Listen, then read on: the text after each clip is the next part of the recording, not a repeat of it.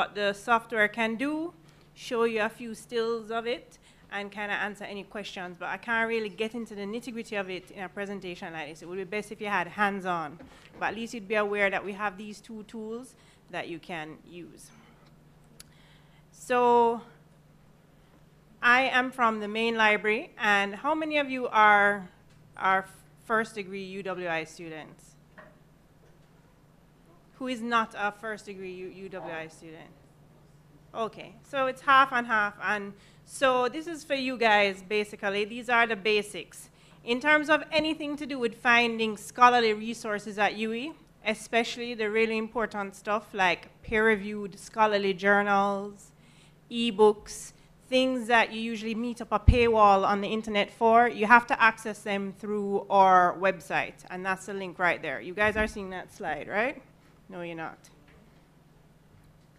All right, so from the main UWI website, in that little red box, there's a link that says Libraries, and that's how you would get to the library webpage. In order to borrow books, you just need to use your ID, and that will get you through.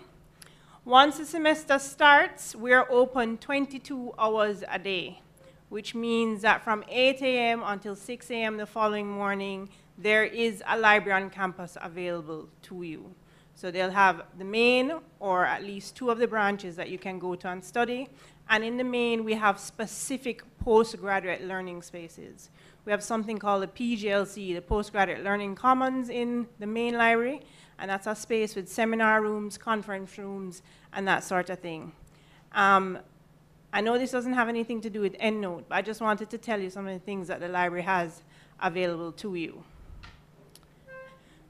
Does this acronym mean anything to anybody? Yes. Okay. Can anybody tell me what it means? No. Not even the people who were here for undergrad?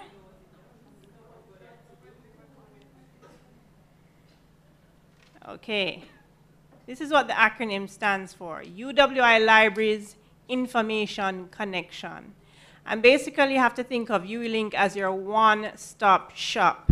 I don't know if any of you have come across a really good article or a really good resource on the internet, and when you tried to drill down to it, payment information came up. Right. That's because good information is not free, and a lot of times the university has actually subscribed. You were speaking about fees a while ago. Your fees are used to pay for scholarly peer-reviewed journals, to pay for electronic databases like EBSCO, JSTOR, PubMed. These are some of the collections that we have where you're going to be able to access full text in PDF that you can save and print and ultimately import into EndNote, which is a software that we're going to talk about. So a lot of the information that we have available to you now is going to be digital. You're going to be able to download it in PDF. You're going to be able to access it anytime, anywhere. You don't have to be on campus. You could be in St. Lucia doing field work, and you'd be able to access UWI Link and get access to the online journals. We're also making the decision to order most of our things in e-copy now. And these are some of the e-book vendors that we get things from. eBury, SpringerLink. And so when you're using UWI Link usually tells you where the material is from. It's going to tell you whether it's from the EBSCO database, or whether it's an eBury book or a SpringerLink book. So that's why knowing some of these names is important. But a lot of things are going to come up in UWI Link, and it's going to tell you full text available. So that was my little brief rundown on the library. So EndNote. Have any of you used it before? No? Okay, so it's an excellent software that allows you to manage your research, not just your references. It allows you to manage everything. At the end of this program, I know that you're going to have to do some sort of research proposal, or you're going to have to do some sort of research paper, and it's something that you'll have to start thinking about the minute that you get into the program. What do you like? What area are you interested in? And as you're searching in UWI Link, you're going to be finding PDFs and downloading them. Some of you may even have folders full of PDFs now, that maybe you're working on an assignment in undergrad and you found stuff and you just kept them in this folder. Well, EndNote you can keep stuff there too. It can be a storage collection as well as a reference management software. Just to mention to you some of the other options that are out there now, there's a software called Mendeley, one called RefWorks, one called Zotero, and nowadays Word has a function where you can actually type in the author, title, the citation information, and it will create a citation for you. But ultimately, EndNote is what we recommend because it has many other different features. So what are some of the features of EndNote? You'll be doing assignments, but you may be working on other projects as well. You might be doing a grant application, a CV, you may be working on an article for publication. Anything that you're working on that has to have references cited in them, EndNote can be used. So it doesn't just have to be assignments. So you can use it for any kind of document. It will allow you to automatically create a reference list. And sometimes when I explain this to students without seeing it, they don't get it. So I'm going to demonstrate it to you afterwards. But once you have your references in EndNote software, you can put them into anything, a PowerPoint, anything you can think of. It will format it correctly in APA, Vancouver, Oscola, whatever citation style you need. Once you've put in the information, once you've imported it from the database, it can output it in any style that you want. This software is free to you guys. You just need to go down to MITS, and you can do it tomorrow once you have your ID and have it ready. They'll put it on for you, or sometimes they'll give it to you on a thumb drive, and you, if you're savvy like that, you can upload it yourself onto the laptop. So in addition to storage, in addition to citation, EndNote has a storage function. And so basically you can attach images, research notes, anything you want to the file that you have in EndNote. And so it becomes a way that you can organize your research. So I'm going to talk again about the PDF folders that you might have. Once you've found something that you like, you import the reference into EndNote. You can attach the PDF, you can attach your reference notes, and so you have a very organized library. You don't just have printouts in a folder that you may not be able to find. Everything is in a single space. The other element to this is that you're able to work with Word. And so once you've uploaded EndNote onto your computer, you're going to get an additional tab, and I'll show you what that looks like in a minute. And you'll be able to cite while you write. And so this is how EndNote helps you to avoid plagiarism, because if you're actively engaging with what you're writing and actively trying to ensure that you're citing things as you paraphrase, as you do your verbatim quotes, you know that you're going to be on the right track and you won't be plagiarizing.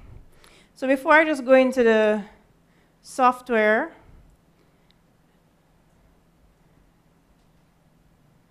I'm just going to show you a graphical representation of how EndNote works. So you are in the social sciences, and I'm assuming that your style is APA. Is that true? Right. So because you have this software now, it doesn't mean that you don't need to be looking at your APA manual. You can still refer to it. But APA, the manual, plus Word, the software, plus EndNote, you will have a mixture there for ensuring that things are cited correctly and you're on the ball with doing your research. So I'm just going to quickly bring up EndNote and kind of show you what I mean. All right, so I may not be able to import a reference for you, but as you can see, this is the software. I'm just going to close out and bring it up again and just show you. Once you've downloaded it onto your machine,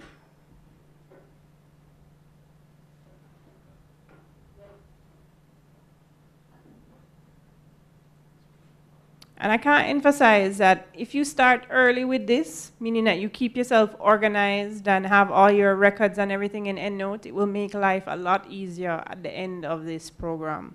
I have students who've done it diligently from the beginning, and when it's time to do their reference list or to churn out their lit review, life is a lot easier because everything is in here for them. So this is a library that has information in it already. If you look on the right-hand side of the screen where you have that column that I'm in now, and I click on preview, you'll see a citation there for this reference. You'll see that it's formatted in APA. I'm not sure. It depends on how the information was put in. Right, that one looks better. But if I wanted to change this to Vancouver, I would just simply click on the drop arrow, tell it Vancouver. Vancouver is a numbered style. So you'll see that 1 is there now, and this is what a Vancouver citation would look like. So just to give you an idea that you can manipulate the output styles of the references. The only other thing that I'm going to show you very quickly is how do you put in a reference. So I'm going to click on New Reference, and this is where you manually put in information. So I'm going to tell it that I am putting in a book. I'm going to put me as the author. So, Louis, Jessica. This book was published in 2016. The title is Information Literacy. There's no series editor or series title, no volume,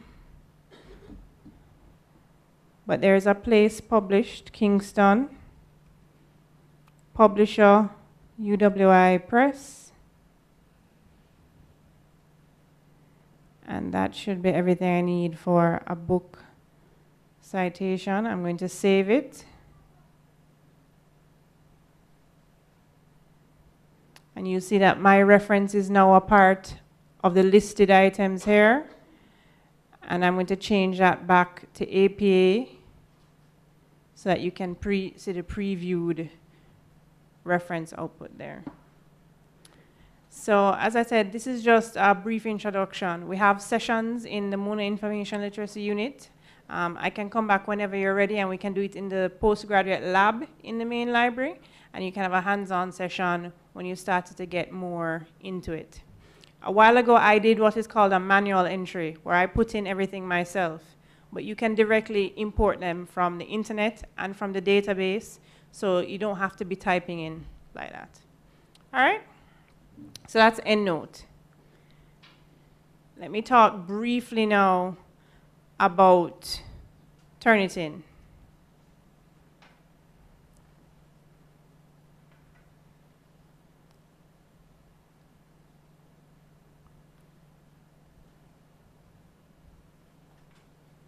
I don't think that they're seeing again. Okay, great. Anybody has had experience with Turnitin? Okay. Was it easy to use? And yes, I think it's fairly easy to use. But some people have negative perceptions of it. How do you feel about it, those of you who have used it? Maybe it's just a course. Mm-hmm.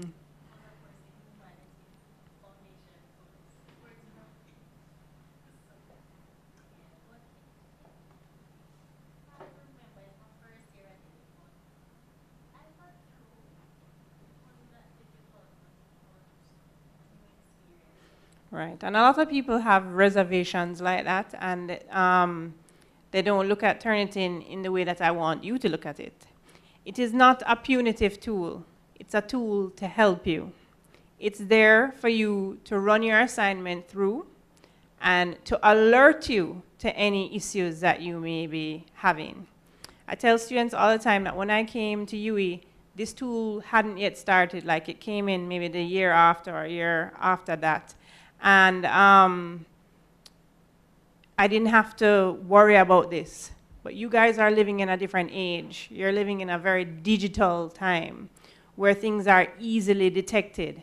And we know for sure that most plagiarism at the higher education level is not intentional. Studies have shown that it's because of time management, or you don't know how to cite something properly.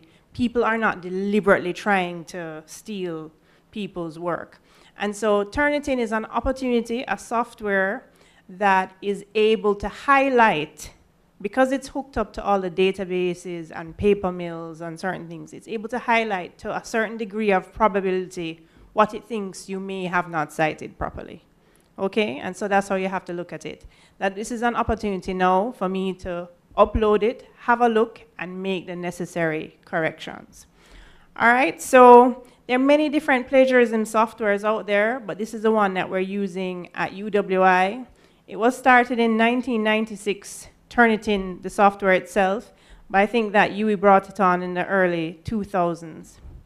A lot of people think that the library administers Turnitin, but we do not. It is a product of the Office of Graduate Students. And so any issues that you have with it, any problems that you're having with it, you really need to go to them, but we do help or guide students with how to use it. You can go to them to get the password, or if you just go to turnitin.com and put in your student ID and your password information, you will be able to get in to the user profile. You'll have to create your user profile, and then you'll have to go through various processes of submitting a paper. And you can upload different types of files. Most times it's a Word file that you're going to be uploading. And my main tip to students when they're uploading a file is just don't put in your citations. If you have a very long list of citations, just exclude that, because a lot of times Turnitin will flag that as plagiarism. So you're just putting in your core text. So that's kind of what the interface of Turnitin looks like. It's very clean, very simple. You'll be able to see how you can submit the paper, and you'll also be able to view your results once you've uploaded your paper. And it's going to give you something called an originality report. It may take a few minutes, but you'll be able to view and download this report. And the report is going to tell you, through color coding, what it thinks you have matched or taken. And it's going to be able to tell you where it thinks those things have come from. So let me show you what a report looks like. So you'll see the document that you've uploaded, and on the right, you'll see the various instances of plagiarism, where it thinks it has come from. So if you click on it, it will take you to the place on the web that it's been able to highlight. And in the top right-hand corner, you're going to see a percentage of plagiarism as well. Students often ask me, like, well, what's a good number for plagiarism? What should I be guided by? And I have to tell them, you need to speak to your supervisor. That's not something that I can tell you. I know the lower, the better. But that's something that you need to check and see what they're accepting. Certain journals will tell you anything over 20% is not suitable. Anything over 15% is not suitable, but that's something that you have to work out. But like any software, it just takes a little hands-on using it. It's nothing daunting or difficult, and if you do have a problem, you can come to the library and we'll help you to navigate through it. But as I said, it's an opportunity. Students who are handling their final research papers and their dissertations get the opportunity to do this before submission. And so if you find that you have a frightening number, it's because you haven't paraphrased properly, or you haven't put into quotation marks what you've taken verbatim, or there's an issue. Maybe you've used too much, you've quoted too much, and that is bringing the percentage up. So it's not a punitive tool, it's just there to help and guide you, and to give you the opportunity to revisit and revise your work.